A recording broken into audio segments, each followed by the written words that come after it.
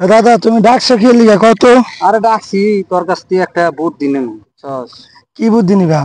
আমি তো একটা চিন্তা আছি, মহা চিন্তা। কি চিন্তা তোমার? এই যে তোমার আবার কিসের চিন্তা? তোর এটা দাদি, দাড়ি বাহে নাই গা, তিনটা দাড়ি বাগছে, এনে আবার চিন্তা করা লাগবে নাকি? আরে কি যে চিন্তা করি, তোর দাদি আছে না, হ্যাঁ। তোর দাদির লগে তো আমি পারি না। প্রত্যেক দিন একটা দিনও পারতাছি, জ্বালায় আছে। কি সে দাদি তোমার উপরে ওঠে নাকি? আরে কোষ না, রাইতে প্রত্যেক দিন রাইতে তোর দাদি আমার উপরে ওঠে। যন্ত্রণায় আছে। তোমার ব্যাটারির চার্জ নাই এই কারণে দাদি উপরে ওঠে।